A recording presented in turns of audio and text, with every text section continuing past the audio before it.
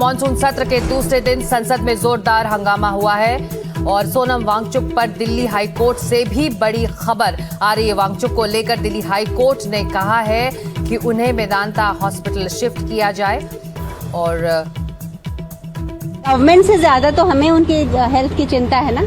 अगर हम वहां से उनको निकाल के लेके जाना चाहते हैं तो ये एक फंडामेंटल राइट है। तो मुझे एक कंसर्न दिखाया, जो लेटर भी लिखा है रिसेंटली जी, हाँ, उसको लेके भी कंसर्न दिखाया कोर्ट। हाँ, कि सबसे इम्पोर्टेंट चीज होती है कि पेशेंट की मानसिक स्थिति, क्योंकि मानसिक स्थिति ज्यादा बॉडी पे इम्पैक्ट करती है। अगर वो नॉर्मल रहे और वो जहाँ खुश है वो रहे तो वो ज्यादा अच्छा रिकवर होते हैं। तो आई एम वेरी हैप्पी कि दिल्ली हाई कोर्ट ने ये फेवरेबल ऑर्डर दिया है और ये दिल्ली हाई कोर्ट ने भारत की लोकतंत्रता को ऊपर रखा, क्योंकि एक फंडामेंटल राइट है एक इंडिविजुअल का टू बी शिफ्टेड या to be treated by the doctors of his choice and in the hospital of his choice. Thank you. अभी भी हंगर स्ट्राइक कंटिन्यू रहेगा मेदांता में? एक बड़ा हाँ कि कब खत्म होगी, क्या उम्मीद है? जी, तो हंगर स्ट्राइक सोनम ने डिसाइड किया है कंटिन्यू रखने का, क्योंकि कल जिस क्रूरता और निर्दयता के साथ बच्चों के साथ दुर्व्यवहार किया गया, उनको पीटा गया, लाठीचार्ज किया गया, टीयर गैस डाला गया, तो ये उनके साथ सॉलिडारिटी दिखाते हुए उन्होंने अपना हंगर स्ट्राइक एक्सटेंड किया है कि जब तक इन बच्चों को पार्लियामेंट सुनता नहीं है। स्पेशली येस्टरडे जो इतनी पीसफुल प्रोटेस्ट करने के बाद भी उन पर लाठीचार्ज की, तो उन्होंने अपना वो हंगर स्ट्राइक वो खत्म करना था, पर उन्होंने एक्सटेंड किया कि जब तक पार्लियामेंट इसका कॉग्निजेंस नहीं लेगा और या तो पार्लियामेंटेरियंस, क्योंकि उनको बाहर नहीं ले जाने दे रहे, तो इसलिए वो रिक्वेस्ट कर रहे हैं कि पार्लियामेंटेरियंस उनको सफदरजंग, लेकिन बहुत सारे एमपीज जो आए भी थे सफदरजंग में, उनको अलाउ नहीं किया जा रहा था मिलना।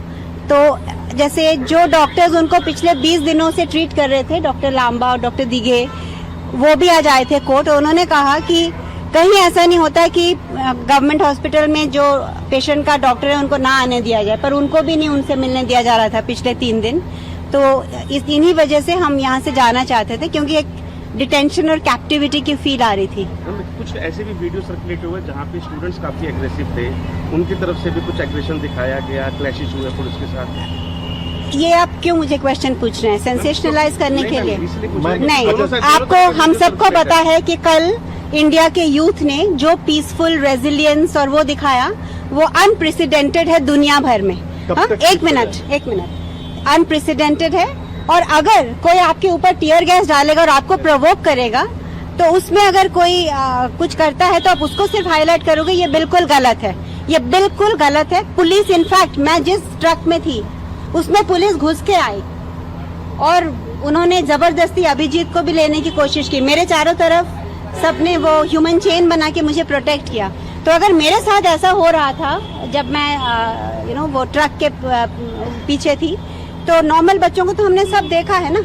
और अगर मुझे भी वो सपोज मैं अकेली होते कुछ करते तो मैं भी तो अपने आप को डिफेंड करती ना। तो फिर आप इसका हाईलाइट वो नहीं बना सकते कि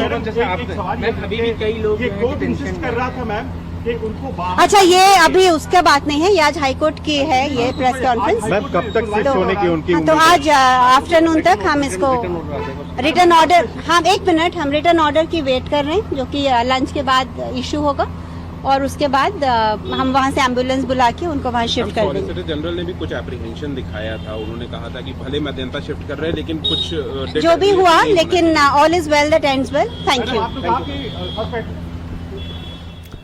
all is well that ends well. ये हैं गीतांजलि आंगमो, सोनम वांगचुक की पत्नी, जिन्होंने अदालत के फैसले पर प्रतिक्रिया देते हुए कहा है कि हमारा अनशन जारी रहेगा। हालांकि वांगचुक की चिट्ठी में कई चिंताओं को नजरअंदाज नहीं कर सकते, अदालत कह रही है। रवीश रंजन शुक्ला हमारे साथ जुड़े हुए हैं। बहुत अहम बात अदालत ने कही है रवीश, तमाम निर्देशों के अलावा साथ ही अदालत ने कहा है कि वांगचुक की चिट्ठी में जो चिंताएं हैं उससे इस वक्त नजरअंदाज नहीं किया जा सकता।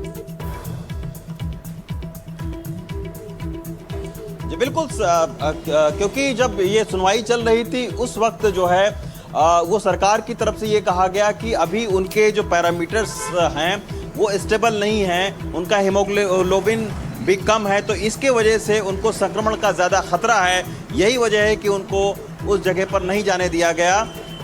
उसके जवाब में जो है वो सोनम वांगचुक की ओर से ये कहा गया कि अभी कोई भी वो ड्रिप के जरिए कोई दवा नहीं ले रहे हैं, वो सारी दवा ओरल खा रहे हैं। तो वो किसी भी हॉस्पिटल में अगर जाएंगे तो वहां पर ओरल उनका इलाज होता रहेगा। साथ में उन्होंने सबसे बड़ी चिंता व्यक्त की थी कि सरकारी हॉस्पिटल में जहां पर वो भर्ती थे उनसे किसी से मिलने नहीं दिया जा रहा था, वो अपना मोबाइल एक्सेस नहीं कर पा रहे थे, किसी भी शख्स से उस तरीके से मुलाकात नहीं कर पा रहे थे, यहाँ तक कि उनके फैमिली डॉक्टर से भी उनको मिलने नहीं दिया जा रहा था। तो इसके वजह से उन्होंने डिमांड की थी कि उनको किसी प्राइवेट हॉस्पिटल में शिफ्ट करने की इजाज़त दी जाए। तो आज एक बहुत बड़ी राहत तो सोनम वांगचुक को मिली है, जिसमें कोर्ट ने अब यह साफ कर दिया है कि मेदांता हॉस्पिटल में उनको शिफ्ट किया जा सकता है।